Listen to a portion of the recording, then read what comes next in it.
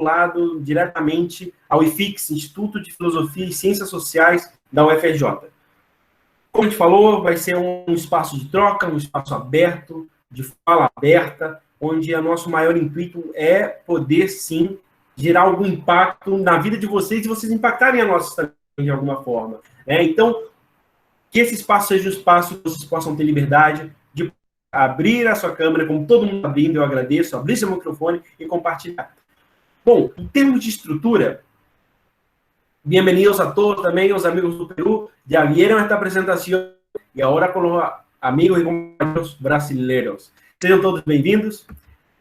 A ideia do nosso curso é ele poder fazer, ao longo de 10 encontros, serão 10 sessões. Como funcionam as sessões, Marcelo? Serão todas as sextas-feiras, de 19 horas a 21 horas. Nessas sessões, a gente sempre vai ter pelo menos 2 convidados para falar sobre o tema. Olha que legal. Ao todo, serão mais 22 profissionais das diversas áreas falando sobre assuntos. E eu já vou entrar nos assuntos. E então, vai ter essa troca. Então, no dia de hoje, como está a gente na abertura, falando sobre empreendedorismo social, vai estar o professor Thiago, vai estar eu, conversando um pouco sobre isso. Mas, para colaborar com essa construção sobre as temáticas, a gente vai estar encaminhando logo em seguida, ou até segunda-feira, um e-mail com acesso a toda a bibliografia, porque cada um desses ponentes, como a gente colocou aqui, desses convidados, eles selecionaram uma bibliografia para a temática deles. Então, além de tudo que vocês estarem acompanhando, tendo a discussão, vão ter essa complementação bibliográfica para a gente poder fortalecer o nosso encontro. Então, vão ser nesse formato, vai ter a exposição, vão ter as leituras e os espaços de troca. Então, a ideia é que seja bem dinâmico mesmo nossos encontros. Bom, vamos falar dos temas que a gente vai conversar ao longo desses 10 encontros. Então, serão 10 encontros, sextas-feiras. Primeiro, a gente vai estar falando sobre empreendedorismo social. Na semana que vem, a gente vai ter convidados. Quando vocês receberem a bibliografia, também vai estar o programa do curso, com o nome de convidado, as temáticas. Desculpa, mas serão as temáticas. Negócios de impacto social, a gente vai estar falando diretamente com não só projetos no papel, mas projetos que fazem acontecer, incubadoras sociais, aceleradoras sociais que já existem, de um grupo de estudos que a gente participa, da Universidade Federal de Minas Gerais, PUC de Minas Gerais. Também a gente vai ter Giovanni Hagen. Eu já estou dando spoiler, não era para estar dando spoiler, né? Mas vou ficar quieto, então. Mas vamos lá. Só quero dizer que são profissionais das diversas áreas. A gente tem o setor privado, o terceiro setor, iniciativas sociais, comunitárias. Está lindo. A gente fez com muito carinho esse curso e a gente tem certeza que vai ser de muito impacto. Então, a gente tem empreendedorismo social, negócio de impacto, captação de negócios, captação de recursos para impacto, incubadoras de impacto, a gestão social, cooperativas, iniciativas populares, e a gente ainda vai ter 2 módulos de cases, né? Então, vão vir aqui apresentar para a gente cases de negócios de impacto que já estão validados, tanto no mercado ou nas comunidades onde eles atuam, né? Um deles, a gente está muito feliz também de trazer, vai ter um representante da parte da ONU, aqui falando com a gente sobre o apoio da ONU em relação a esses projetos. E tem 2 tópicos que eu acabei engolindo eles aqui, mas está no programa, que também a gente vai ter a questão de consumo e cocriação, um sociólogo aqui da UFRJ, antropólogos também do Departamento de Antropologia da UFRJ, e também a professora Rosana Córdoba, da Universidade Federal do Rio Grande do Sul. Então, tirando esses 8 tópicos, a gente ainda vai ter 2 tópicos de case, onde vai abrir esse espaço.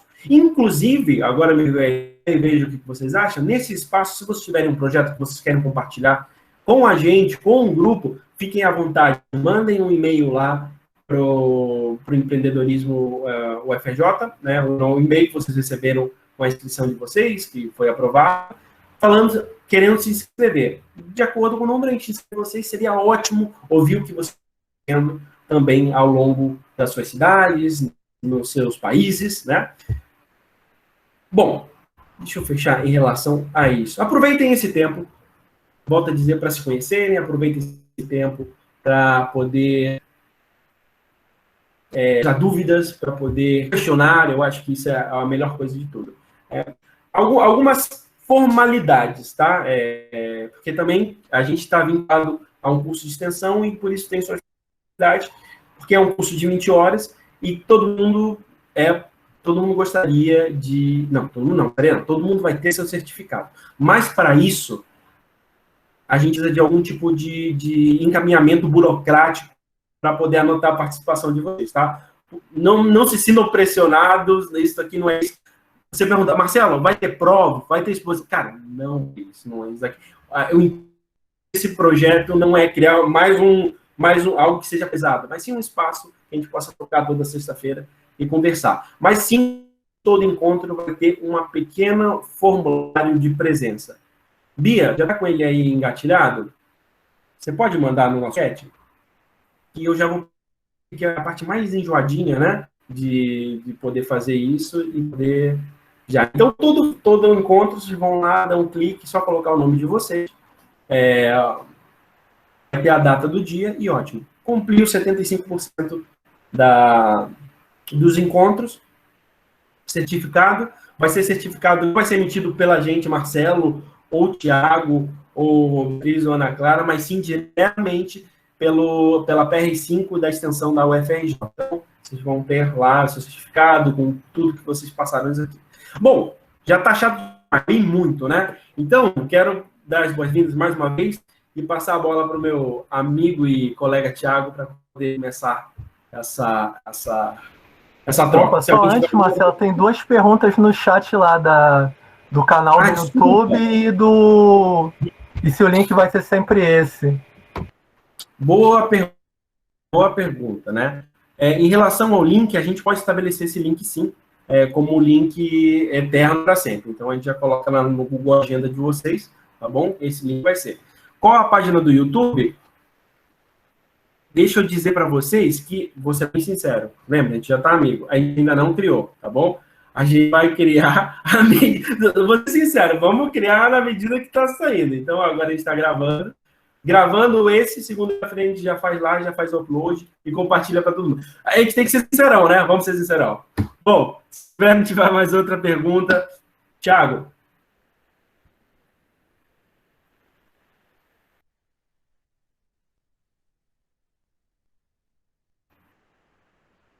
Thiago, aí ou travou? Boa, Daniel. Se quiser juntar o grupo aqui para ajudar, qualquer ajuda é bem-vinda. Acho que o Thiago travou, né? Bom, então, para a gente não perder tempo, vamos lá.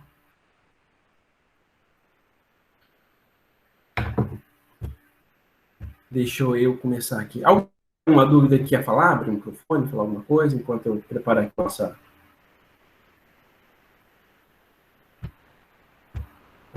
acho que ele entrou de novo.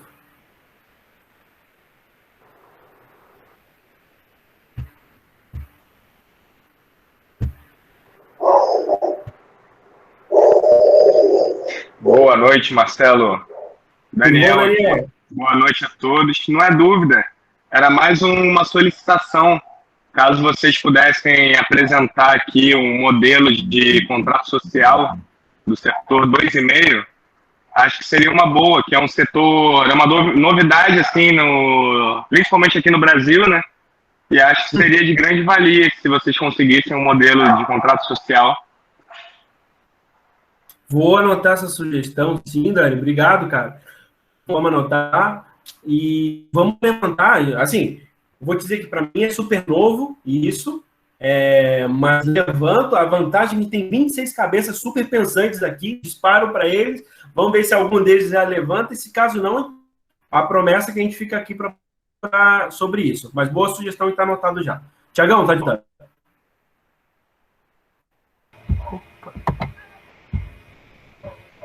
Só falta projetar. Projeta para mim? Sim. Bia, você pode projetar para o Thiago, por favor? Assim, novamente, meu nome é Thiago Ferreira e eu vou trazer assim uma breve introdução de alguns temas que a gente vai fazer. Assim, não é o caso de se aprofundar, mas trazer experiências tanto práticas quanto vivências nossas, né? Assim, a gente vai tentar não ser muito teórico, mas ao mesmo tempo, como curso de extensão, a gente não pode fugir do protocolo das referências, né? Até para quem quiser se aprofundar, né?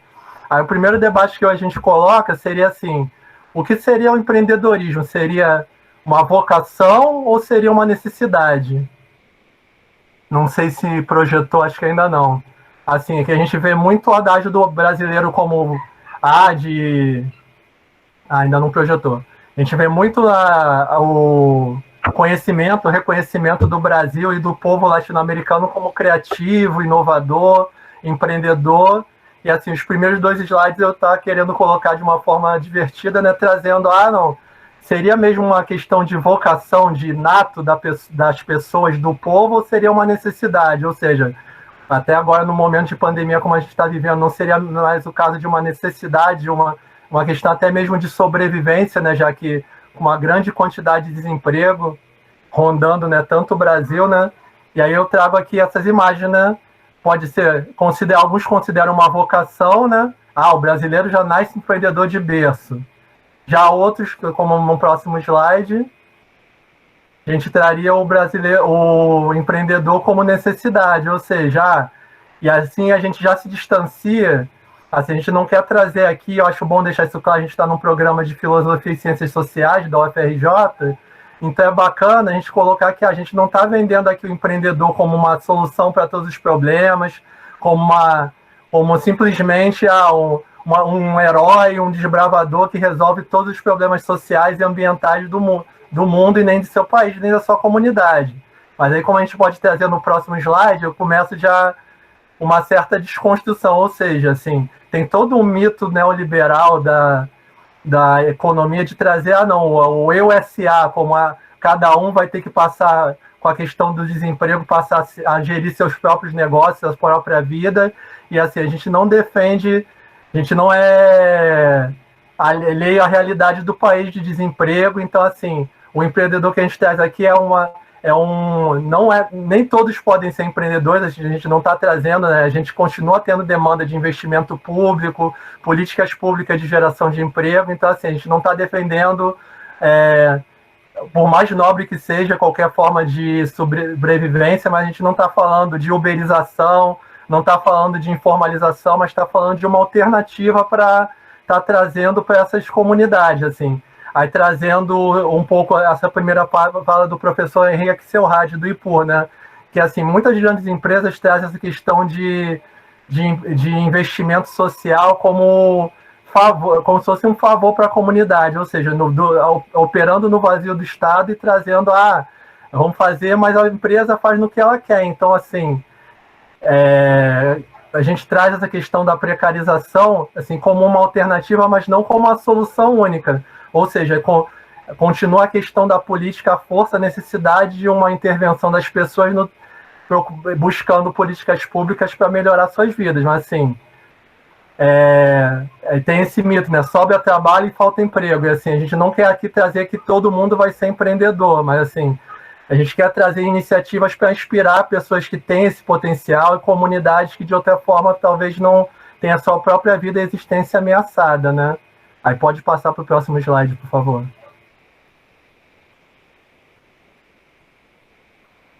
Opa. E assim, o que a gente fala de empreendedorismo social e ecossistema de impacto? Vamos trazer aqui, novamente, como curso acadêmico, não dá para escapar de alguns conceitos, né?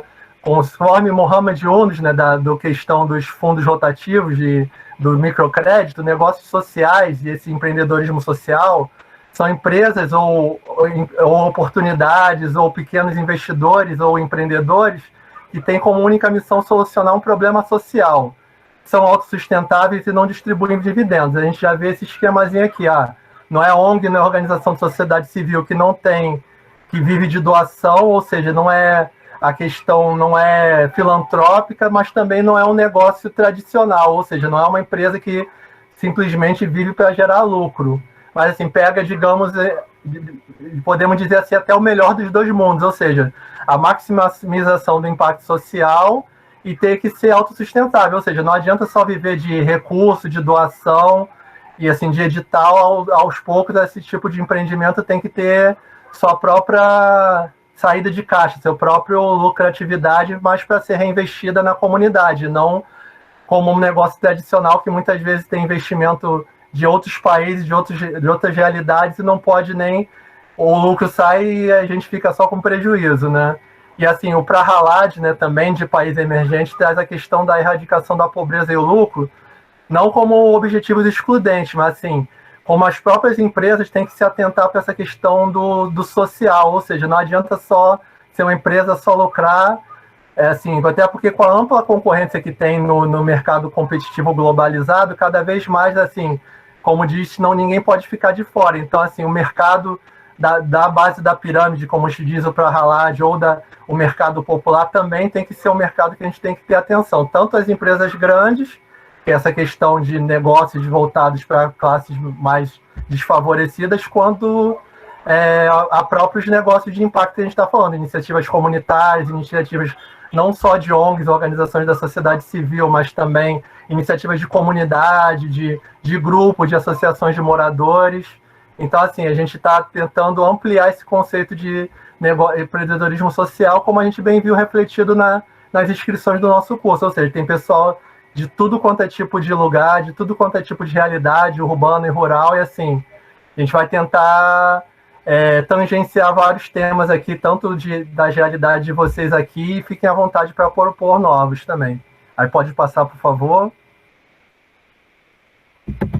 E aí, do que falamos quando evocamos empreendedorismo de impacto? Banco comunitário, fundo rotativo, né, como a gente tem aqui no Rio de Janeiro, em Maricá, empresas assumidas pelos trabalhadores, ou seja, aquelas empresas que faliram e muitas vezes a massa trabalhadora assume para tentar tocar numa nova visão, numa nova ótica. Startups de impacto, né, que sem querer dar spoiler, mas o próprio Marcelo, nosso professor aqui, é um empreendedor de impacto, né, tem uma startup de aproveitamento de alimentos. Pequenos e microempreendimentos, tanto na linguagem tradicional de empresa, quanto empreendimentos comunitários, com essa nova questão de economia solidária, economia diferenciada, né? Iniciativas populares, comunitárias, acadêmicas. Assim, a gente vai tentar, com cada um desses palestrantes, trazer um pouco do olhar de empresa, olhar da academia, olhar da comunidade, olhar do terceiro setor, né? E tecnologias sociais, né? Tanto rurais quanto urbanas. E aí, no próximo slide, eu tento trazer um exemplo aqui, também doméstico nosso, daqui da Horta de Manguinhos. Para quem não conhece, é uma área de periferia, né, que assim, do tamanho de um campo de futebol essa horta, que antigamente é o que a gente chama aqui, não sei se é dessa mesma forma que chama em outros estados e principalmente em outros países, mas a gente chamava, era como se fosse uma cracolândia, ou seja, uma área para usuários de droga, assim, que aquele lugar que ninguém quer passar, né, com insegurança, com tudo de mazelas sociais, que é esse primeiro momento que a gente apresenta à esquerda. Já no segundo momento, à direita, a gente traz como uma iniciativa comunitária que emprega 10 pessoas da comunidade, e aqui, como eu falei, era uma cracolândia, um depósito de entulho, de lixo, né, ou seja, era um lugar propenso a doenças, a criminalidade, todo tipo de mazelas sociais. Ele ocupa um espaço equivalente a 4 campos de futebol, são 10 pessoas ocupadas, trabalhando lá, se não me engano, e complementa.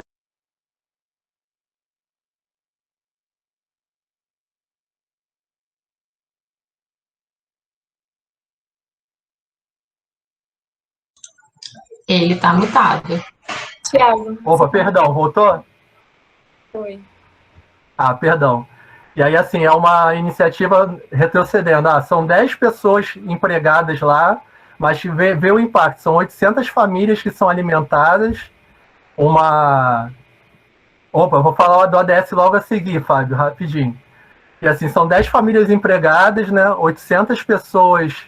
E está mudando aqui o slide. 800 pessoas sendo alimentadas, ou seja, como uma iniciativa da comunidade, uma iniciativa popular, ressignificou um espaço, que era um espaço de criminalidade, de pobreza, e passou a ser um espaço de esperança, né, de potência, né? Inclusive, deu num jornal recente nosso, Folha de São Paulo, uma reportagem bem bacana do assunto aqui, dando bastante destaque. E aí, no próximo slide, a gente coloca aqui alguns eixos desse debate que a gente está propondo que vão nortear cada uma das próximas 10 aulas aqui, que são políticas públicas e academia, né, que a gente vai falar, vai ter um módulo exclusivo de editais e leis de incentivo, né, de captação de recursos, ou seja, aquela ideia que você não sabe como pôr em prática, não sabe como custear. Assim, a gente vai ter um especialista que já trabalhou na Firjan, né, Federação de Indústria do Rio de Janeiro, e agora é do terceiro setor, que é expert nessa questão de captação de recurso. Já temos também o eixo 2 de investimento social de privado e parcerias, que aí vem doações, patrocínios, aquisições locais, desenvolvimento de pequenos negócios com apoio de médias e grandes empresas, né? Que assim, também teremos um módulo para falar desse que a gente chama de responsabilidade social empresarial. E por fim, mas não menos importante, as iniciativas populares, acadêmicas e de organizações da sociedade civil, que a gente chamava de ONG aqui, né? E como vocês podem ver, permeia a maioria dos módulos que vão ter no curso, sempre com iniciativas tanto acadêmicas quanto comunitárias comprovadas de sucesso, pesquisas já consolidadas e coisas que estão mudando a realidade, assim como esse caso de Manguinhos, mudando a realidade de Brumadinho, de Minas Gerais, mudando a realidade aqui da região do Rio de Janeiro e até mesmo de outros países, como a gente vai ter aula convidado internacional. E aí o Rafael já me deu um spoiler do próximo slide, que a gente fala dos ODS, que são os Objetivos de Desenvolvimento Sustentável da ONU, que nada mais tratam, né? Muitos daqui devem conhecer, mas assim, para quem não conhece, até tendo a nossa visão, é uma narrativa em comum, ou seja, é uma forma de uma organização das Nações Unidas trazer um diálogo da empresa, do governo e de iniciativas comunitárias e locais, ou seja, conciliar o global e o local, tanto o micro da comunidade quanto o macro de políticas públicas. Então, para quem não sabe, trazendo alguns exemplos só, traz a questão da erradicação de pobreza, saúde e bem-estar, redução de desigualdades, consumo e produção sustentável. Então, você já vê alguns paralelos com os temas que o Marcelo apresentou preliminarmente para a gente. Ou seja, são metas a nível internacional que são desdobradas globalmente até o nível local de município e de estado e que podem ser usados tanto nesses projetos que a gente está trazendo, quanto em iniciativas que vocês estão pensando, que assim evocam grandes metas e grandes discursos validados, assim, é uma linguagem comum, né, assim, para a gente estar dialogando com esses diferentes setores da sociedade. E aí, mais trazendo alguns temas também, no próximo slide, a gente fala de iniciativas populares, ou seja, tecnologias sociais e tecnologias de impacto social. E aqui a gente traz uma definição do Instituto de Tecnologia Social, também da fala do Dagnino, né, um representante nosso, um pesquisador muito influente, que define tecnologia social como o quê? Um conjunto de técnicas, metodologias transformadoras, desenvolvidas ou aplicadas em interação com a população e apropriadas com elas. Ou seja, é uma coisa criada pela comunidade ou apropriada pela comunidade. Assim, não é o pacotão fechado que vem o governo, que vem a empresa e traz. Mas é uma solução que traz inclusão social e melhorias da condição de vida, do meio ambiente, da saúde das pessoas. E o que essas tecnologias têm em comum? Que assim, alguns desses temas que a gente vai trazer são tecnologias sociais, e por isso a importância desse tema aqui. Essas tecnologias sociais resolvem ou atacam um problema social e ambiental, como a gente vai ver exemplos tanto do Marcelo quanto do slide a seguir.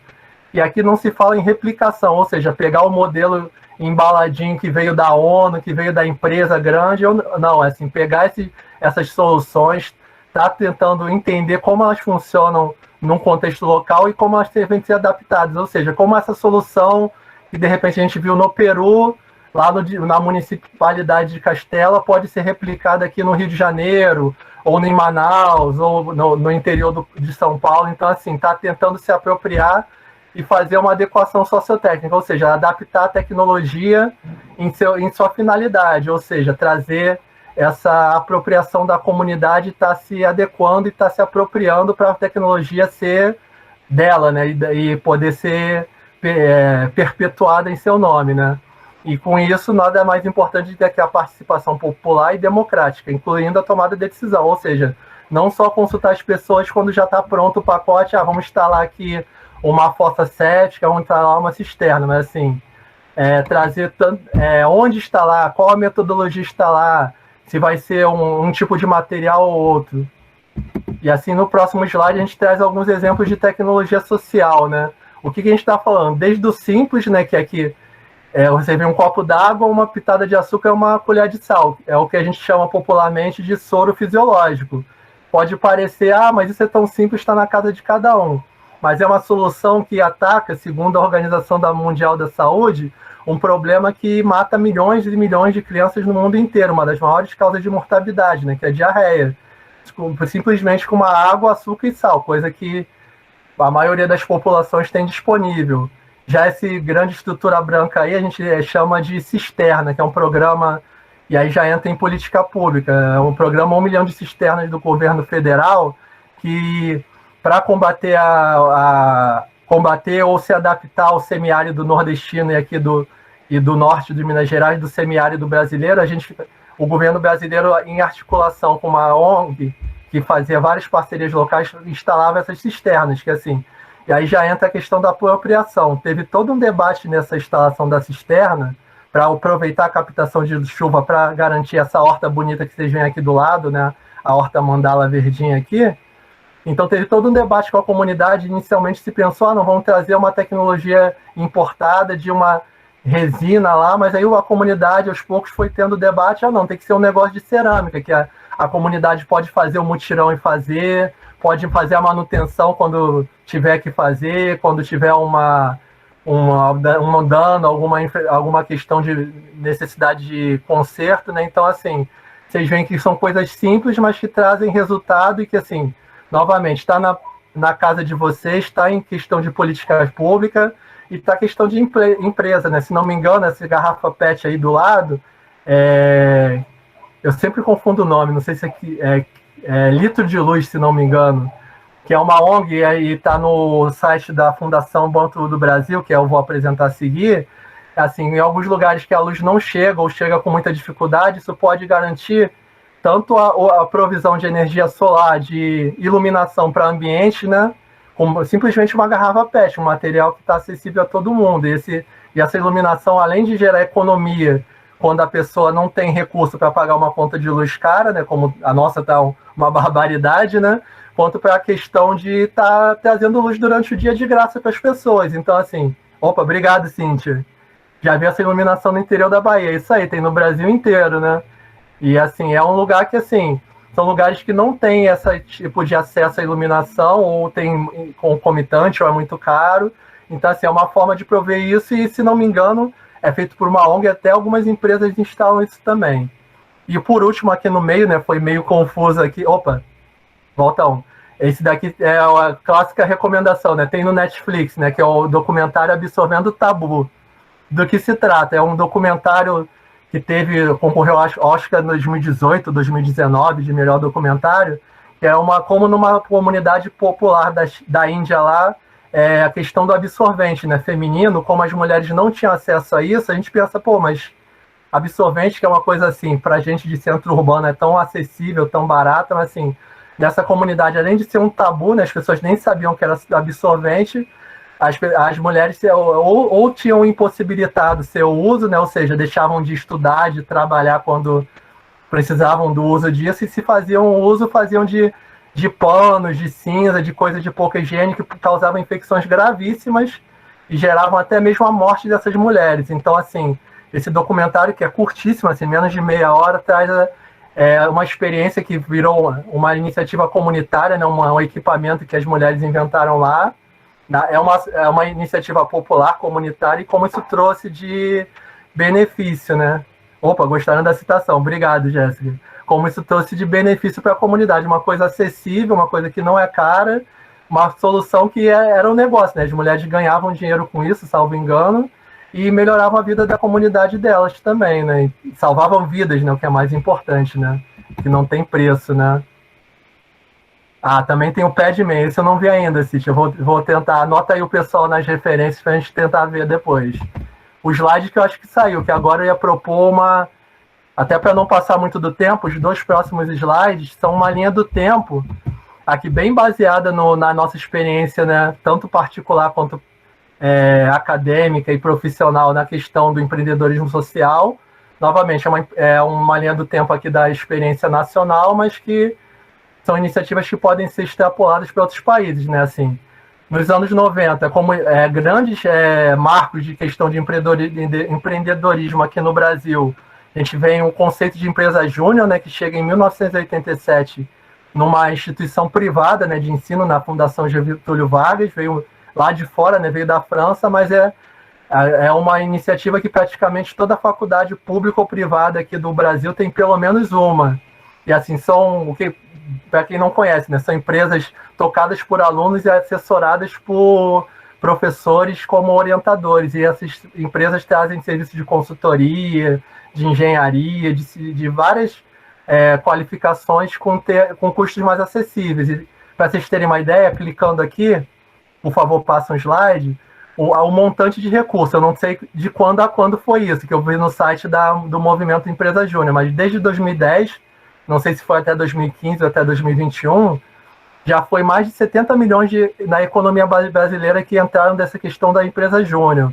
E o mais importante, novamente, é uma empresa sem fins lucrativos, ou seja, não é para enriquecer seus colaboradores, mas é para os alunos terem aquela grande chance de primeiro estágio que nunca teve, que nunca trabalhou, ter aquela oportunidade de conhecerem o mercado, né? E, ao mesmo tempo, prestar um serviço para a comunidade, uma coisa que em faculdades públicas, principalmente, é fundamental, né? Trazer esse retorno para a sociedade. Um outro marco que eu falei, quando se fala em tecnologia social aqui no Brasil, a gente chama a Fundação Banco do Brasil, né? Que é institucionalmente e formalmente criada em 1988, e é um grande banco de dados e prêmio que iniciativa essas iniciativas de tecnologia social do Brasil. Então, assim, tem como referência no último slide lá, mas assim, eu sugiro muito, são questões de geração de renda, questões de meio ambiente, questões de alimentação, que sim, podem ser replicadas em vários contextos, tanto brasileiros quanto de outros países, né? E aí, trazendo um pouco para os temas do nosso curso, né? Nos anos 90, a gente começa até aqui no Brasil as leis de incentivo fiscal, né? Que tem a lei Rouanet, né? Que, conforme lei de 91, que é uma lei de incentivo a negócios culturais, né? Empreendimentos tanto... E aí vai tanto empresa, né? Vai tanto grandes eventos quanto questões mais comunitárias, eventos mais populares. E a lei do audiovisual, que aqui o pessoal, quando vê um filme nacional, vê muito, né? Ancine, lei do audiovisual como uma política pública, né? Importante para viabilizar vários empregos e um setor inteiro de produção, né? Que é o setor audiovisual, cinema, teatro, né?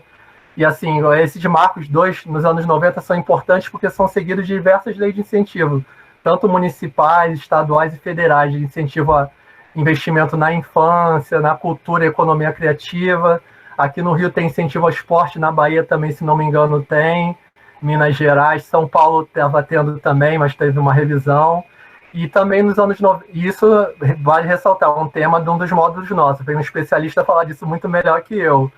E assim, também nos anos 90 a gente tem a questão, novamente, do outro módulo nosso, da responsabilidade social. Que aí tem a constituição do GIF, Grupo de Estudo e Fundações de Empresa, e do Instituto Etos, que começam a promover nesse investimento social inicialmente filantrópico das empresas, ou seja, questão de doação, de combate à fome, mas inicialmente, mais posteriormente, questão de geração de renda, melhoria do meio ambiente, trabalho e outros vários trabalhos muito bacanas que tem até hoje investimentos, né? Vários editais de empresa que são fundamentais para trazer esses empreendimentos sociais e inovadores à vista, né? Para a vida, né? Em 2001, aqui no Brasil, a gente tem, no Brasil e no mundo, né, o Fórum Social Mundial, né, nos anos 2000, e que é fruto do Fórum Brasileiro de Economia Solidária, e assim, comida logo no ano seguinte na Secretaria Nacional de Economia Solidária, que inicialmente era vinculada ao nosso Ministério do Trabalho e Emprego, mais recentemente foi para o Ministério da Cidadania e dá um apoio a diversas dessas iniciativas empreendedoras, Brasil afora aí, como política pública novamente. E aí o tema que eu já citei em 2003 é a questão do milhão de cisternas, aquele exemplo de tecnologia social. E aí traz um exemplo muito bacana de como o poder público dificilmente alcançaria esse 1 milhão de cisternas que eles planejaram. Então eles entraram em parceria com essa asa aqui em cima, articulação do semiárido brasileiro, que um conglomerado, digamos assim, se é que pode se chamar assim, de organização da sociedade civil, de dezenas de ONGs, de associações comunitárias que conhecem mais a realidade local e vão ajudando o poder público a implementar essa cisterna na comunidade de cada um dos proprietários do semiárido aqui, do norte, do nordeste, de Minas Gerais também aqui, né? Então a gente, né, eu cheguei a visitar várias dessas cisternas e como elas transformam, né, aquela terra morta num verde bacana e assim muda a vida da pessoa, né, que passa a ter condições melhores de subsistência e de até mesmo em alguns casos comercializar o excedente em feira, né? E aí, por fim, nessa questão rural também, a gente tem 2 programas muito importantes aqui, que são o Programa de Aquisição de Alimentos, né, 2003 implementado, e seguido em 2009 do Programa Nacional de Alimentação Escolar, né, que no seu auge, né, nessa época de 2009, 2010, o PNAE, né, pegava que a nossa alimentação escolar, a nossa merenda escolar, 20% tinha que vir de agricultura familiar e orgânica, né, ou seja, já é um mercado que, sinceramente, das viagens que eu fiz visitando projetos no Brasil afora, a comunidade não tinha nem, eu e os tais agricultores familiares nem tinham condições inicialmente de dar conta. Então, assim, teve todo um desafio de estar se estruturando, de estar se... um mercado que do dia para a noite, de milhões e milhões de necessidade de aquisição de alimentos para essa merenda que tem em todo colégio público municipal estadual nosso, então passa a ter essa necessidade e vira um mercado, né? Um incentivo, uma política pública, né, que permeia questões comunitárias, né, e também a questão de negócios comunitários, ou seja, associações tentaram começar a se estruturar para tentar atender esse comércio, né, que da noite para o dia não tinha nem como vender para sobreviver e da noite para o dia tem um mercado imenso, né? Opa, obrigado, Jéssica. Eu estou falando um pouco rápido, mas é pela ausência do tempo, mas assim, qualquer coisa vocês sinalizam aí que eu diminuo o ritmo também. E aí passa para o próximo slide também, que é a segunda e última parte do nosso... Só um último enxerto da questão do incentivo fiscal, para vocês terem uma ideia do tamanho da oportunidade que isso é no Brasil. Eu trouxe um estudo aqui da Polveiro de 2020, super recente, né, ainda no meio da pandemia. O montante desses recursos de incentivo fiscal, de renúncia fiscal do governo, né, para estar investindo em saúde, educação, em negócios, empreendedorismo, em cultura, chegou a 3,9 bilhões no Brasil por ano. E o mais crítico, nem todos os projetos sociais existentes conseguem efetivar a captação. Então a gente vê situações assim, não vou citar nome, mas às vezes grandes empresas acessando esse recurso, que assim, o edital está lá, é legítimo, a lei é essa, né? Mas assim, 51,72% deles, dos projetos sociais, não tem êxito em conseguir esse recurso, que seria o mais bacana, né?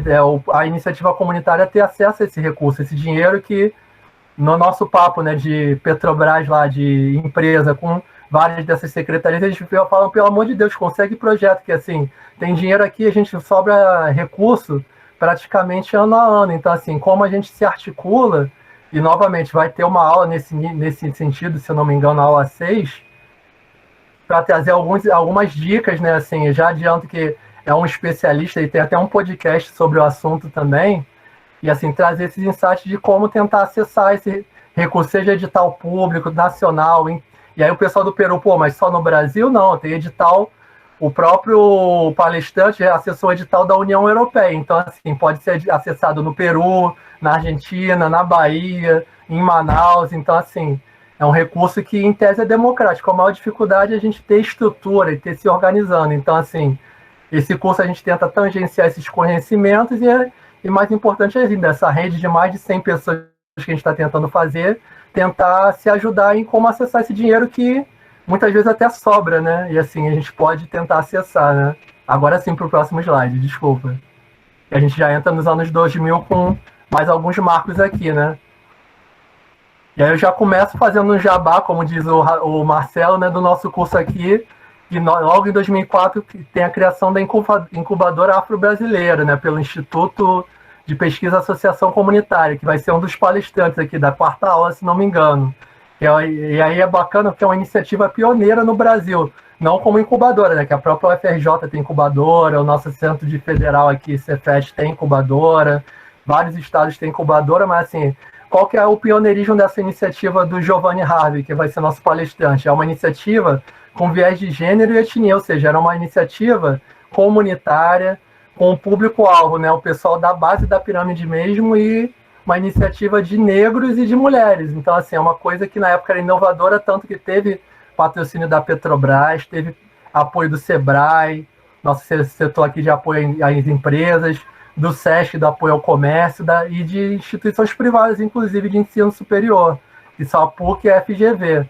Então, assim, a gente vê essa articulação que, assim, novamente, a gente não tem preconceito e nenhum juízo de moral em termos de empresa, de política pública. Assim, a nossa questão é fazer a diferença, ou seja, fazer o bem onde ele é necessário. Então, a gente está, claro que o mais legítimo é a comunidade falar o que ela precisa, o que ela quer fazer e o que faz a diferença. Mas, assim, fala de ODS da ONU, né, para estar fazendo essa linguagem, né, que seriam que eu já tangenciei, essa Agenda 2030 de metas comuns desdobradas no Brasil inteiro. E para que a gente sabe disso? Para a gente poder acessar recurso, inclusive internacional, recursos de empresa grande, recursos de multinacional, e estar reportando o resultado. Tanto aqui, a nossa iniciativa lá no interior de Manaus pode dar um resultado tão bacana, eu vender no bom sentido, né, divulgar, promover, no sentido, não, vamos ver como esse resultado interage com o ODS da ONU. Então ele pode ser entendido por uma pessoa lá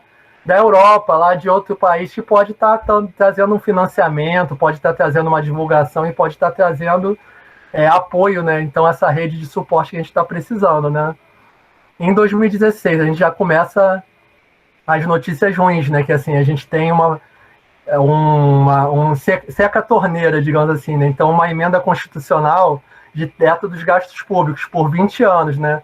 A tal da emenda constitucional 95 do governo federal brasileiro. Então a gente já começa, aí o papo do empreendedor começa a ser mais importante, né? Não, com menos recurso, se tinha tanto recurso lá para investir do governo federal e já tinha instituição que não conseguia pegar, imagina agora que o recurso do governo federal diminuiu. Então, assim, as próprias empresas estão em crise, assim, e em seguida a isso já tem o Covid, né? Como a gente vai ver mais recentemente. Então, assim, como que a gente vai vendo alternativas para ter tanto acesso a esses recursos, quanto tá sobrevivendo e prosperando, né? E aí tem uma iniciativa, né, que assim, a gente está trazendo também do poder público, que é o N-Impacto, que eu confesso que antes de pesquisar eu nem sabia do que se tratava. Seria a Estratégia Nacional de Investimentos e Negócios de Impacto, né?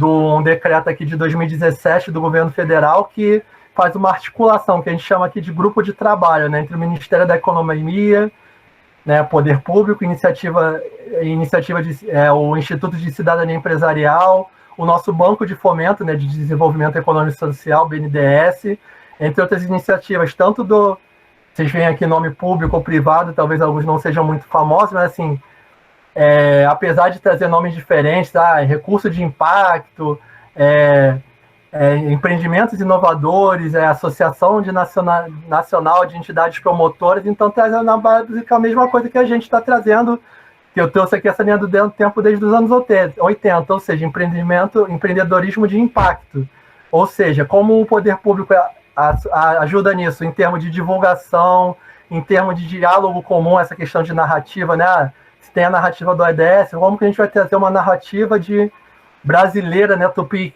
tupiniquim de política pública de empreendimento de impacto. Então seria esse impacto, que eu estou acompanhando aqui ano a ano os relatórios dele, que entra a questão de buscar acesso a recursos da nossa Caixa Econômica Federal, nosso Banco Público, BNDES, recurso privado, recurso internacional, inclusive. Então, novamente, a gente está dialogando não é só com brasileiro, está dialogando com pessoas do mundo inteiro, e está havendo tanto acesso ao recurso como divulgação de boas práticas, assim, aí trazendo até confidenciando para vocês, assim, esse próprio curso é uma boa prática que a gente está replicando do pessoal que vai dar a palestra na próxima aula, que é o pessoal da PUC, Pontifícia Universidade Católica de Minas Gerais, que eles fazem um concurso de empresas sociais. A gente viu, eu os vi num evento, né, da universidade, a gente está com uma parceria super bacana, e eles foram divulgados como boa prática, como referência nesse guia anual do N-Impacto. Ou seja, assim, como as coisas, né, a gente tenta encaixar tudo, e sem querer, eu nem sabia disso, quando eu comecei a pesquisar o N-Impacto, eu vi no relatório, o concurso de empresas sociais da PUC, nosso próximo aula vai ser premiado deles também. Então, assim, super bacana e super relevante. Aí, trazendo mais 2 referências aqui de 2019. O Big Push de Sustentabilidade da Comissão Econômica para a América Latina. Então, assim, novamente, a gente não fala só de Brasil, fala de América Latina. Então, tem iniciativas, o que a gente chama aqui de cases, estudo de caso, boas práticas do Brasil afora e de outros países, inclusive, trazendo questões de... Aí, novamente, eles gostam de dar nome diferente, né? No caso aqui é Big Push, né? Grande empurrão de sustentabilidade, né? E também o relatório Onda Verde, né? Que é do Pipi Labo e do Climate Venture. Ou seja, novamente, é tudo empreendedorismo de impacto, mas com nome diferente. Seja Impacto, seja Incubadora, seja ODS, seja Big Push, a gente está falando da mesma coisa. Então, desculpa se a gente vai falar com nomes diferentes outras vezes, mas assim, vamos tentar tudo entender. Não, no final, na dúvida, empreendedorismo social de impacto, né? E aí, novamente, trazendo em 2020, né? A gente sabe, o mundo inteiro passando pela pandemia, então, novamente, o empreendedor, novamente, aquele debate inicial, né? É vocação, é necessidade. Em muitos casos, vira necessidade. A pessoa perde emprego, não tem opção. O governo, aquela ajuda que a gente tem, que já é chorada, muitas vezes não é suficiente para as famílias. Então, assim, como a gente pode ajudar as pessoas a se impulsionarem, a trazer impacto tanto para a comunidade, como a gente viu o exemplo, é um negócio, aquele negócio do Absorvendo o Tabu, do documentário do Netflix, é um negócio, é uma microempresa, né, um microempreendimento, não sei como chamaria, mas assim, elas ganham dinheiro com isso e mudam a vida delas, muda a cultura, né, ou seja, a pessoa não tinha nem sabia o que era um absorvente, agora sabe.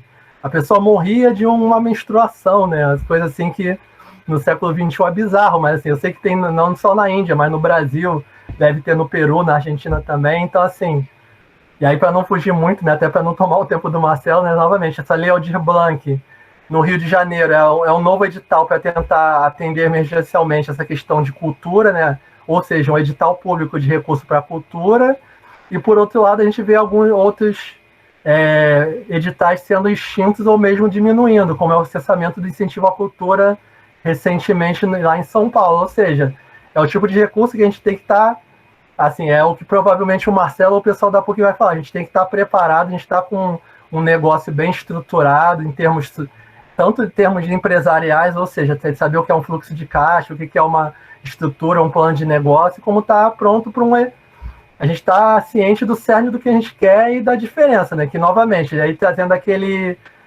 fluxo lá, não é ONG, ou seja, não tem que depender só de doação, tem que ter sustentabilidade, ao mesmo tempo na empresa. Assim, a gente não quer ficar rico com esse negócio, ficar milionário e só pensar em lucrar. A gente quer mudar a vida das pessoas. E, assim, mudar a vida das pessoas aqui pode mudar, o pessoal vendo aqui no interior do Ceará pode ver essa iniciativa e replicar no Rio, replicar em São Paulo, na municipalidade de Castilha aí no Peru. Então, assim, são coisas que, novamente, nessa visão de tecnologia social, não é pegar o pacote pronto, comprar embaladinha, não, vamos fazer aqui que é a mesma coisa, só muda a língua, não é isso. A gente tem que ter toda uma atenção, um estudo e assim, e é essa a importância da comunidade, né? Quem conhece melhor a comunidade do que ela própria, né?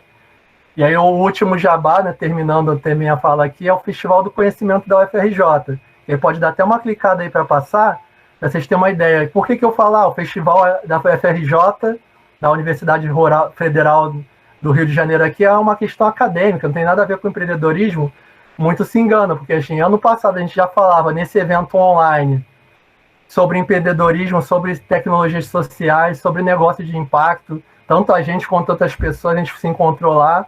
E para vocês terem uma ideia, foram só no passado 600 atividades ao vivo, mais de 1.300 gravadas, 14 shows ao vivo, né, também para animar a galera aí, e celebração de 100 anos da nossa instituição, né? Então, assim, vai ter de novo em breve, a gente não sabe se consegue participar, né, que as inscrições já estão fechando, mas é um lugar para a gente, né, tanto da UFRJ quanto vocês, da comunidade, de outros países, inclusive, tá vendo, o que está se falando de empreendedorismo, de tecnologia social, de hortas, do tema que vocês acharem mais interessante lá. Então, assim, é o último jabá, prometo, do dia, mas, assim, é um festival da UFRJ que vai estar ocorrendo agora em julho novamente, totalmente online, totalmente gratuito. E aí, assim, já terminando minha fala, né, agradeço aí.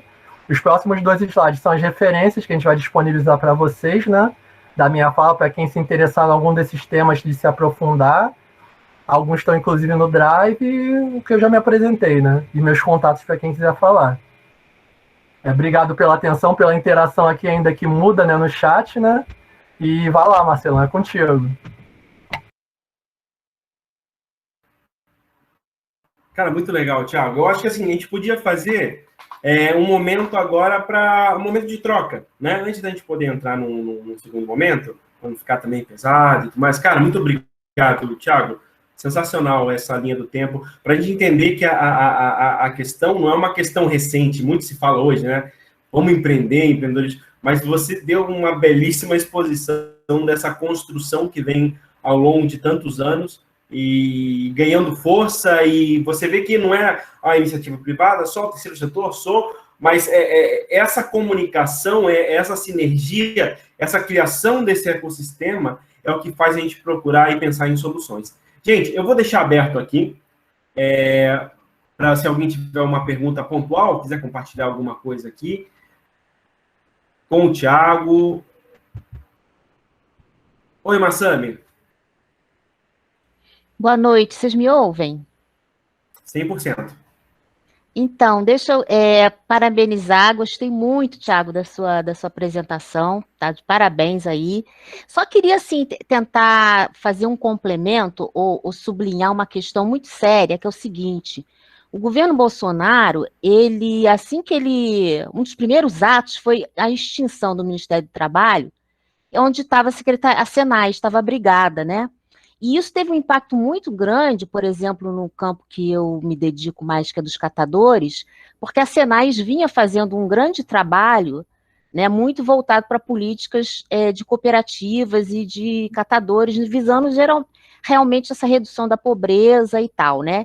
E aí a Senai foi o Ministério foi extinto, e ela não foi exatamente extinta, mas ela foi alocada nesse tal de Ministério de Cidadania. E aí, como o próprio... Tem aqui um artigo do Le Monde Diplomatique, ele diz o seguinte, que essa visão mutilou o conceito de economia solidária como uma estratégia de desenvolvimento que corresponde aos empreendimentos econômicos solidários urbanos e rurais. Então, assim, ela não foi extinta, mas ela foi engessada, né, ou esvaziada. E isso, no campo de trabalho, assim, realmente deixou... tá fazendo falta, né? Era só... Assim, não estou te contestando, é só para complementar, né, a gente ter esse olhar de que realmente o desmonte, né, das políticas públicas e, sobretudo, né, obviamente, que esse governo, o desmonte das políticas do PT, né?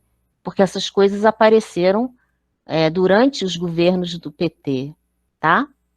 Era só um complemento que eu queria fazer para a gente refletir. Obrigada. Muito obrigado mesmo pela colocação. Eu vou botar no chat o link da matéria para quem quiser ler e se inteirar, tá bom? E aí, só trazendo, assim, bem uma fala até de um dos futuros palestrantes nossos, assim, não querendo entrar no campo da política, que é inevitável, mas, assim, todas essas conquistas são iniciativas populares, ou seja, assim, claro que tem governos mais propícios e menos propícios, mas, assim, é bom a gente resgatar no histórico que nada disso foi conquistado como favor nem como presente, assim. Quando fala de incubadora afro-brasileira, por exemplo, não foram anos de luta do movimento negro, praticamente desde antes da abolição da escravatura, e assim como todas as outras políticas públicas que a gente traz aqui. Então, assim, inevitavelmente a gente vai ter avanços e retrocessos, e aí está o movimento social e a comunidade para demandar e lutar que isso seja, né, priorizado, né, que entre na agenda, o que de fato importa para o povo, né?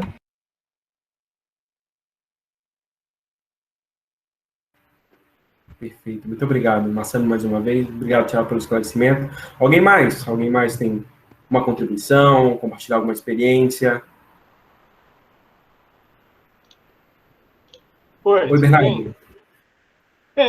Acompanhando até as falas do Thiago, dessa importância, dessa questão de luta, até um caso, apesar de eu falar aqui de Porto Alegre, eu participo num coletivo que é Educação em Periferias, aí no Rio de Janeiro, que a gente, por quase um ano, a gente foi atrás de notebooks, computadores, celulares, para entregar na mão de jovens, claro, representado em representantes sociais da comunidade da Rocinha e do Vale do Cuiabá.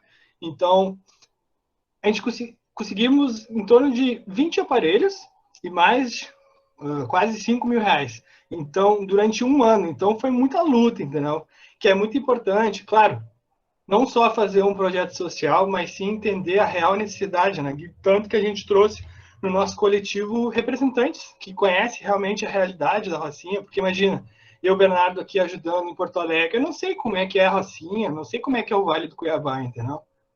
Isso é importante que, claro, muito acompanhando da fala de vocês, inclusive da fala do Thiago, essa questão de luta, porque não é só criar uma ONG, criar um projeto social, então a gente tem muito mais por trás disso.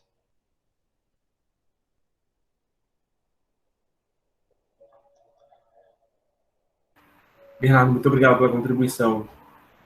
Muito mesmo. Você tem toda a dúvida, tem toda a razão.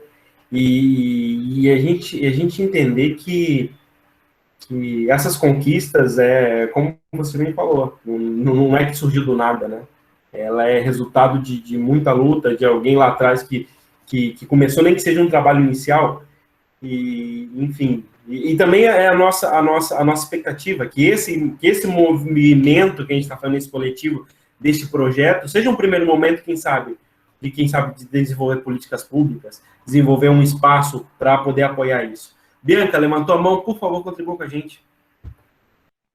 Sim, só continuando na mesma linha do Bernardo e do Thiago, o Banco Mundial, ele publicou lá por 95, assim, um documento sobre as parcerias, no caso, né, na época eram mais com ONGs mesmo, mas nesse documento ele listou as vantagens de trabalhar com ONGs, né, que valem também para empreendimentos sociais, que no caso independe do governo, quer dizer, você pode ter um governo melhor ou pior, mas o trabalho da ONG ou do empreendimento ele vai ser realizado mesmo assim. A inovação social também, o Banco Mundial diz que acontece mais rápido porque são menos burocráticos, são organizações que estão mais próximas da comunidade, né? Então elas conseguem realmente desenvolver, testar, aprimorar. Então acho que isso, né, complementa o que os dois falaram e diz que, e eu particularmente eu vejo o empreendedorismo social muito importante por causa disso, né?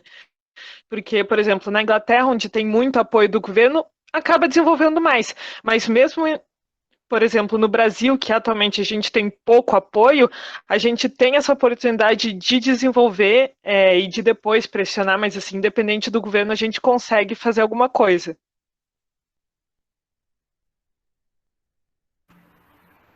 Muito obrigado, Bianca. Obrigado mesmo pela sua contribuição. Você tem toda a razão. Mauana, levantou a mão, por favor. Tá no mudo. Obrigada. Abaixei a mãozinha, falei, já tinha que fazer algum protocolo aqui. Mas boa noite a todos e todas. Eu queria só trazer um exemplo para ilustrar isso que é aí de vocês, né, dentro da casinha mesmo.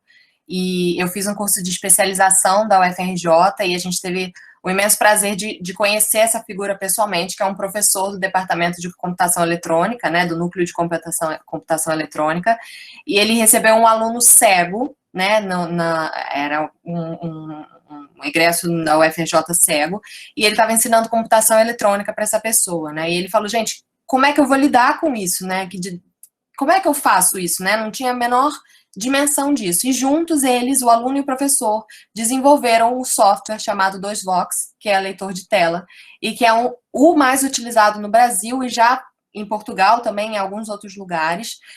É um software 100% gratuito, que funciona em qualquer pendrive, então uma pessoa cega chega com esse pendrive, coloca em um computador e faz funcionar. Então, um exemplo de uma tecnologia social, né, de um desenvolvimento de uma solução ali para um problema que surgiu, né, de uma necessidade completa ali, totalmente inusitada, né, então muito bacana, assim, a história de como surgiu, mas acho que o mais importante disso tudo é a gente perceber que essa inovação social, né, essas tecnologias, elas podem existir realmente em qualquer esfera, né, E aonde a gente estiver atuando, a gente pode trazer isso para dentro, né? É questão de um olhar mesmo, de uma percepção que a gente possa implementar. E o mais interessante, botar todas essas áreas em diálogo, né? Quando tudo isso conversa, quando está todo mundo na mesma página, isso, independentemente do partido, do alinhamento que esteja, a gente consegue, né, fazer funcionar de uma forma bem na base, assim. Obrigada. Sensacional, sensacional. E você tocou num ponto, Ana, muito, muito legal. Antes de eu fazer uma contribuição sobre a sua fala, eu gostaria se você pudesse compartilhar no nosso chat o nome do projeto do professor aí, tá bom? Para a gente poder ver também. Se alguém mais tiver alguma contribuição, levanta a mão, que eu só quero complementar uma coisa que a Moana falou que é muito, muito importante. Quando você fala de empreendedorismo social, muito se pensa e muito se relaciona o empreendedorismo ao fato de eu preciso ter uma empresa para isso. Mas, na realidade, não. Quando você fala de empreendedorismo, e principalmente empreendedorismo social, você fala sobre skills, sobre habilidades, sobre a necessidade de desafiar vamos lá, a normalidade, ou pensar em soluções que eu possa afetar diretamente o ambiente que eu estou. Então, é bom a gente ter isso na nossa mesa, para entender que não necessariamente, eu quero empreender socialmente, mas eu preciso necessariamente ter uma empresa. Não. Na verdade, eu consigo empreender onde eu estiver, seja no setor público, seja privado, no terceiro setor. E, na realidade, nesse gancho, se ninguém mais tiver uma contribuição para fazer, eu rapidamente, só para poder repassar a nossa estrutura. Está muito legal o nosso encontro. Gostei muito do Daniel, da próxima vez eu também vou... Também não, porque senão fica feio aqui, está gravado, mas depois do nosso encontro eu vou tomar uma taça de vinho que o Daniel também tomou ali. Deixa eu ver. Mandou muito bem, Daniel. Mas entender um pouco como que a gente vai trabalhar aqui.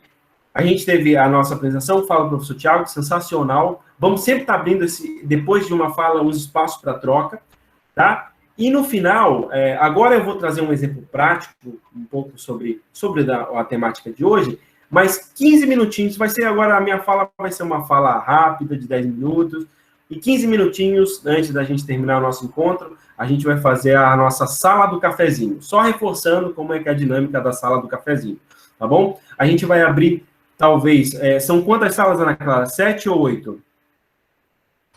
São 6.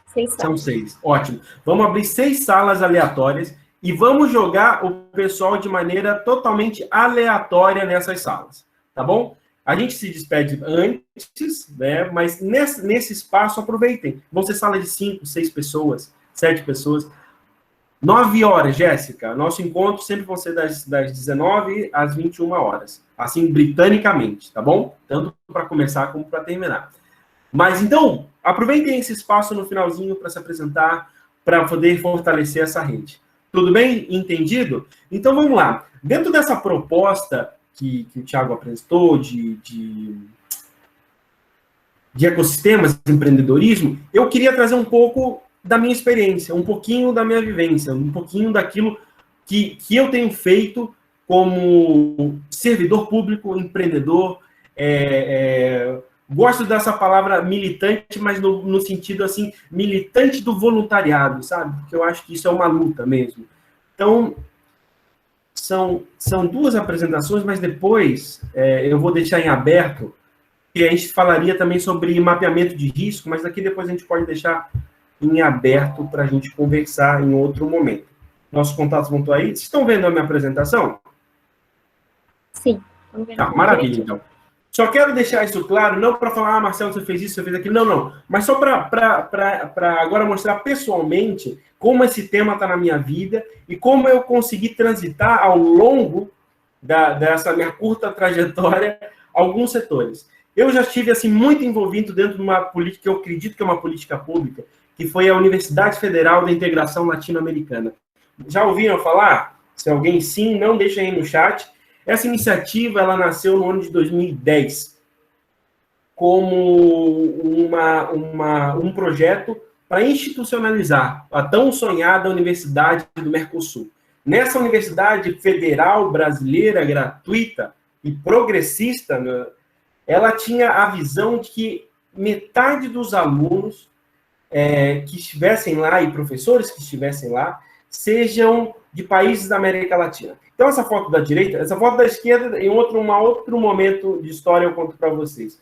Mas essa da direita foi uma jornada tão incrível, porque a gente iniciou esse projeto em 2010 com alunos brasileiros e alunos de 6 países da América Latina. Foi, inclusive, aí que eu conheci o amigo Jesus Ibanes, hoje secretário de Relações Internacionais e Desenvolvimento Social da Municipalidade de Castilha, no Peru, que tem ajudado e, conjuntamente com a gente, ofertado esse curso. E o meu trabalho lá era exatamente assumir a coordenação de relações internacionais. Aí a gente volta lá no empreender. Bom, então o que eu poderia fazer dentro do poder público, né? Enfim, foram 5 anos de muito trabalho, e assim, quando eu saí dela, de 2017, a UNILA saiu de um quadro de, se não me engano, 120 alunos, e no total desses 48 estrangeiros, para um número de 4.800 alunos, de 28 nacionalidades, eu juro, até me arrepio, enfim, em uma cidade do interior do Paraná.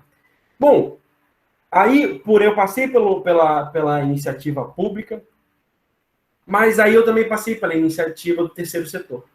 Em 2012, vendo também que a gente também tinha... Aí como a Moana falou, a gente vê que o empreendedorismo não é somente o empreender no negócio, mas é você ver algo que não está de acordo, pode ser melhorado e você fazer algo a respeito. Eu já estava na UNILA e verificava que os alunos que vinham para lá, dos países da América Latina, eles tinham um choque cultural muito grande. Vou contar um segredo para vocês, caso vocês não saibam, mas eu sou paraguaio, nascido e criado em Assunção, no Paraguai. Morei 16 anos da minha vida lá, muito bem vividos. Então, e eu sou filho de brasileira, e quando eu tive essa migração, eu já achei um choque. Então, você imagina alunos e estudantes que vêm de um outro centro, de um outro momento, de uma outra estrutura cultural, familiar, social, econômica, encontrar dentro de uma cidade algo muito novo. Vocês sabem muito bem, muitos de vocês estão dentro ou já passaram por uma universidade ou uma universidade pública, vocês sabem o grau de exigência e o grau de desafio que é, né? Então, vendo isso e mapeando isso, junto exatamente com Jesus, a gente falou, cara, por que a gente não pensa em desenvolver um trabalho voluntário? Por que a gente não funda uma ONG para trazer tentar resolver esse dilema, né, de minimamente resolver. Cara, pensar em alguma solução prática. Vamos fazer eventos? Vamos fazer workshops de português, de língua básica, e depois que a gente fizer esse workshop para encher de pessoas, a gente senta com líderes da comunidade local, com a prefeitura, e vamos pensar, cara, lindo, vamos fazer? Vamos fazer. Iniciamos isso em 2012.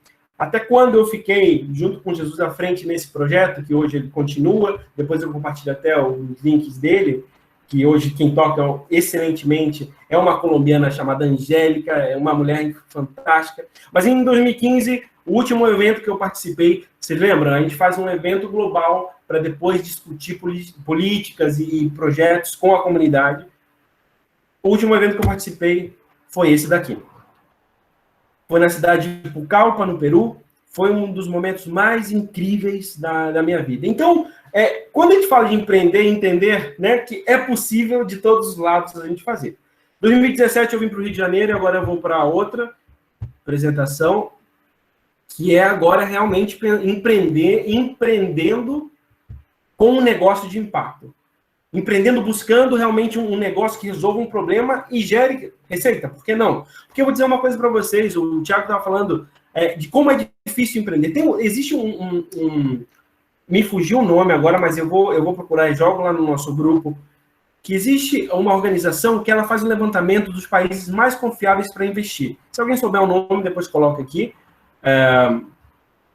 E nesse instituto, eles avaliam 186 países, sobre confiabilidade, incentivos tributários, fiscais e tudo mais. O Brasil aparece de 186 na colocação 144. Não, Bernardo, não tem grupo, mas se vocês acharem que for interessante, a gente faz também. Não vai ter fotinho de bom dia, nem nada disso, tá bom? Para compartilhar. Mas o Brasil está em 144. Aí você vê, poxa vida, realmente, sabe aquela frase, sou brasileiro e não desisto nunca? É super real. Porque tem outra estimativa que fala o seguinte, que dos empreendedores, daqueles que empreendem no Brasil, 56% empreendem não por necessidade, mas por oportunidade. Porque eles entendem que, através de um projeto, através de um negócio, através de uma iniciativa, ele consegue se impactar e gerar impacto. Que eu acho que essa é a palavra muito legal. Você gera impacto com aquilo que você faz. É pequeno, aí depois você tem técnicas, como você faz, mapeamento, que é muito importante você fazer isso, mas nascendo com uma mentalidade de querer gerar impacto, já é meio caminho andado. Já é meio caminho andado. Bom, então, para adiantar minha fala aqui, exatamente, Daniel, eu quero compartilhar com vocês o que é hoje o projeto da minha vida, né? A gente mapeou no ano de 2018. Não é algo recente, talvez para muitos de nós é algo que é super recorrente. Se duvidar, é um dos maiores problemas que a gente tem hoje na nossa era moderna. Vocês estão conseguindo ver uma apresentação? Sim. Obrigado. Então, tá bom, o que é a questão do desperdício de alimentos? O desperdício de alimentos é muito interessante, a gente tem vários engenheiros ambientais, gestores ambientais aqui, e biólogos, eu já vi que tem biólogos na nossa turma também, e vocês podem me confirmar que na natureza inteira a gente não vê desperdício. A gente não vê desperdício nos animais, nas plantas, é tudo muito perfeito. Então, a questão do desperdício é algo que nós, seres humanos, criamos, certo? É um problema. Que problemaço, né? E quando a gente fala de desperdício, não é somente um problema econômico ou um problema ambiental. Ele é tão amplo que ele tem várias faces, né? Sabendo que o resíduo, aquilo que a decomposição final do alimento não utilizado, ele é um dos maiores causadores do efeito estufa. 8% do lixo orgânico. Ele também não é só um problema econômico. Imaginem vocês, a gente tem hoje 30% a 40% de desperdício de tudo que se produz. E quando você fala de tudo que se produz, é na produção, no transporte, armazenamento, na cadeia, na minha casa, na casa de vocês, nos restaurantes e tudo mais. E isso tem um impacto econômico gigantesco. 1,3 trilhões de dólares ao ano de número global. Mas agora, principalmente, nesse momento de pandemia, a gente está vendo uma outra face do efeito negativo do desperdício de alimentos. Que é o quê? A questão social. A gente está usando esse número de 870 milhões de pessoas pré-pandemia, a nível global. A nível Brasil, saiu na questão do mês passado na Folha de São Paulo, o número de 14,5 milhões de brasileiros, que não é que eles estão comendo uma refeição, mas não tiveram acesso a uma única refeição no dia, em estado de fome. Então é um problema pesado, um problema grave, um problema que... Será que eu consigo a solução de tudo isso? Não consigo. Mas em 2018, eu e mais 2 sócios, a gente pensou em uma solução. Cara, vamos tentar mitigar de alguma forma, para tentar de alguma forma combater ou reduzir isso. E em 2019, dia 2 de junho de 2019, a gente fundou a Moep, que é uma solução tecnológica, um aplicativo para celular, que ele conecta, nesse início, estabelecimentos com aquilo que eles chamam de excedente de produção. O que é o excedente de produção? Imaginem vocês que sejam donos de restaurantes, padarias, confeitarias. Chega no final do dia, você olha para o seu expositor, você vê aquele sonho que você fez com o mesmo imposto, carga tributária, trabalho, luz, lá não foi vendido. O que você faz? Leva para casa, dá para funcionário, mas no pior das hipóteses, você joga fora. E não estamos falando de comida ruim, de resto, de sobra. Não, comida boa, de qualidade, que todo dia encontra como destino o lixo. Então a gente mapeou e entendeu que se a gente pudesse começar a desenvolver uma solução, porque o grande lance do empreendedorismo e do empreendedorismo social é você pensar em soluções que gerem impacto. De novo a palavra impacto. Então a gente pensou que, bom, vamos o ideal seria, vamos revolucionar essa cadeia toda, que é muito louco, mas se você for mais a fundo na questão do desperdício de alimentos, ou na forma de desperdício em geral, ela é muito mais uma questão social e antropológica e cultural da forma como nós consumimos, e também, abro um parênteses, a gente vai falar isso no nosso 8º módulo sobre consumo, o porquê que nos levam a consumo, tanto socialmente como pela história do ser humano, do que algo de logística. Mas a gente pensou, bom, vamos começar um primeiro passo. Então a gente desenvolveu esse aplicativo que está disponível aí, se vocês quiserem depois baixar, que ele faz o seguinte, eu conecto o estabelecimento que tem esse excedente, ele vai fazer o seguinte, ele vai pegar um combo, uma sacola, a gente fala sacola mágica, por quê? Porque ele vai chegar nesse final do dia, vai olhar para a vitrine dele e falar, cara, sobrou 2 sonhos, 3 croissants, blá. Vou pegar tudo isso, coloco nessa sacolinha, coloco nessa plataforma com 80% de desconto, até 80% de desconto, e, bom, recupera meu dinheiro. Dessa forma, o nosso parceiro, ele ganha recuperando a grana dele, de um lugar de onde ele não tinha, se alinhando a uma proposta forte, gerando novos contatos, marketing. Do outro lado, a gente tem um cliente que vai comer bem, gostoso, com economia e com uma causa. Aí você pode falar, poxa, Marcelo, então, fez isso, vai ser o quê? Vai ser uma daquelas plataformas coloridas que tem por aí para vender? Não é.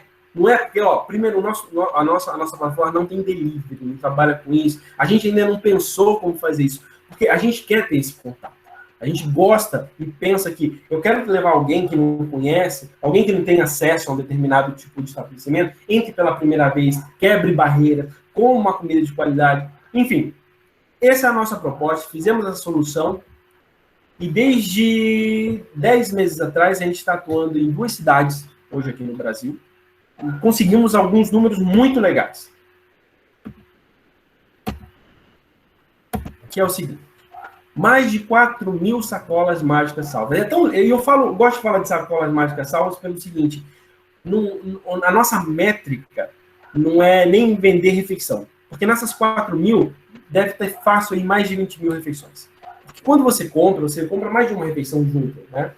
E imagina o impacto para isso, quantas pessoas foram positivamente impactadas. Mas o meu número que eu mais gosto, fico animado de compartilhar é, quanto que vale isso? Aí muitos poderiam falar, em dinheiro. Não, para a gente o número não é esse dinheiro. Para a gente o principal número é esse. Em 10 meses a gente conseguiu fazer girar mais de 2 toneladas de boa comida. 2 toneladas de comida que não tinham sido pensadas. Alguém não pensou numa solução para eles antes. Não tinha antes, quem sabe, uma metodologia ou um projeto que está incubado aí com vocês. Estou falando de um problema só. Eu imagino, e vocês vivem realidades que vocês podem falar, nossa, isso poderia se encaixar aqui, poderia encaixar aqui. Né? Muita gente pensa, vou empreender em algo novo, preciso de uma ideia genial. Não, deixa eu procurar um problema que eu já tenho hoje e tentar resolver ele de alguma forma. Então, ao longo desses, alguns números de usuários e tudo mais, isso é um número legal. Então, essa comida excedente, deve ser pouca coisa. Não, para você ter uma ideia, isso daqui é uma receita que a gente gera para uma loja. Então, o impacto é em todas as pontas, né? Todo mundo sai ganhando. E esse é o nosso objetivo. A gente iniciou nesse modelo, ou nesse formato, para poder entender e medir o negócio. Para ver, será que a nossa solução faz sentido? Será que faz sentido realmente ressignificar o consumo? Será que faz sentido a gente pensar se é real esse lance de economia circular e tudo mais? Se provou que é. E hoje, agora, a gente está indo para centros de distribuição, varejistas, supermercados. Daqui a pouco a gente está no produtor. Daqui a pouco a gente está saindo do produtor rural, cortando intermediários para ser diretamente... Então, basta começar. Basta saber, meu projeto está bom, está legal, bora fazer girar, bora entender que não existe o time perfeito. O melhor time para você fazer qualquer coisa é o agora. Mas, enfim, de uma maneira bem rápida, eu queria compartilhar com vocês um pouco dessa estrutura, desses momentos, de como isso é importante, como isso gera valor. Não só valor em termos de de receita, mas valor em termos de que você propõe à sociedade e àqueles que colaboram com você.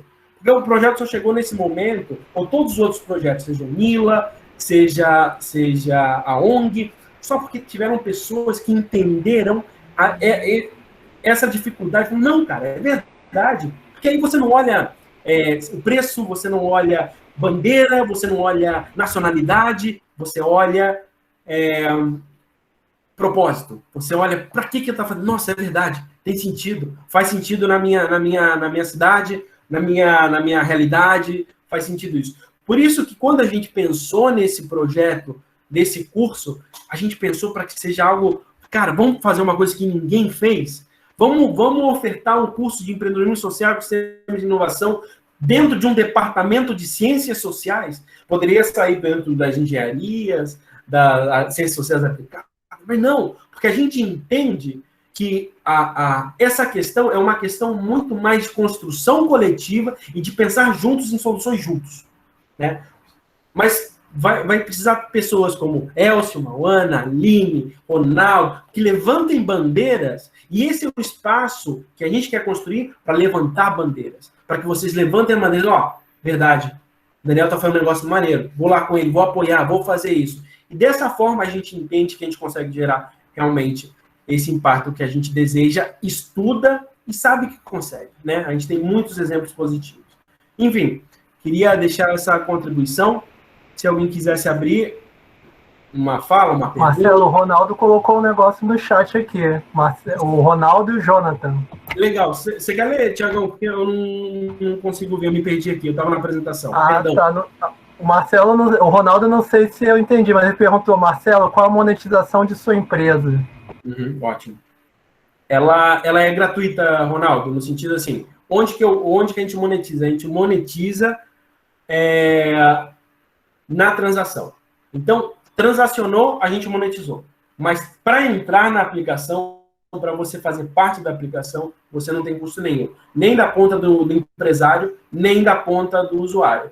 Na realidade, a gente fala que a gente é uma solução para o nosso parceiro, que é o restaurante. Porque assim, eu não quero que ele seja uma maquininha, eu não quero ser uma maquininha de venda para eles. Eu quero ser uma solução que no dia que ele tiver um excedente, ao invés de ele jogar fora, tem aquele aplicativo daquele menino lá, que legal, vou colocar ali. Bom, beleza, coloquei. Ótimo. E da outra ponta, a gente quer ser uma oportunidade. Muitas pessoas, porque existe, eu não sei se vocês, eu acho que vocês devem concordar comigo, existe muito preconceito com algumas lojas. Né? Hoje a gente está no Rio de Janeiro, né? E a gente tem algumas redes muito, muito interessantes, como... é melhor não falar, porque a gente está gravando e depois a gente vai publicizar, né? Mas depois vocês baixam, melhor eu digo, depois vocês baixam e dêem uma olhada. Mas a gente tem vamos dizer assim, uma rede de franquias muito interessante que trabalha com mate, né? Vamos dizer assim, né? E lá você tem um ticket alto e tudo mais. E quando você consegue, pela nossa plataforma, comer uma comida gostosa, maneira, ele paga tipo R$8, sabe? Por um monte de coisa. Gente que não tinha acesso a isso, tem acesso a isso. E a gente também, não falei na minha apresentação, mas a gente também tem dentro da plataforma um chamado Sacola Solidária, né? Que também é um fundo para quem quiser doar. A gente tem 4 instituições que a gente apoia, e 100% do que entra, e parte também do nosso lucro é revertido para isso, nessa luta da alimentação. A outra pergunta... Deixa eu ver. Bernardo. Bom. Ninguém mais? Nada mais? Bem no horário, hein? Que bom que a gente está bem bonitinho. Então, gente, para finalizar e agradecer cada um de vocês, não saiam, lembrem, não saiam. Vai para... Obrigado, Massami. Não saiam, por favor, da reunião, porque a gente vai ter a sala do cafezinho. Tá? Nessa sala do cafezinho, talvez até é totalmente aleatório. Então, talvez a gente se encontre lá, troque uma ideia, se apresentem, falem o que vocês fazem. Boa, hein? Boa, era uma boa, hein? Tá bom? Meu muito obrigado. O Tiagão quer falar alguma coisa antes? Não? Gente, meu muito obrigado. Estou muito, muito feliz, muito, muito animado. Aos amigos do Peru, muitíssimas graças. Daqui a pouco a gente está junto de novo. E tomara que a gente se encontre nessa sala do cafezinho para eu poder ouvir quem são vocês e a gente entender quem são vocês também, ter essa troca. Tá bom? A gente se vê logo mais. Ana Clara, você pode fazer essa mistura? É legal que a gente vai ter isso todas as aulas, né? Então, a chance de você conhecer mais pessoas vai ser mais legal. Tá bom? Gente, uma boa noite para vocês. Meu muito obrigado.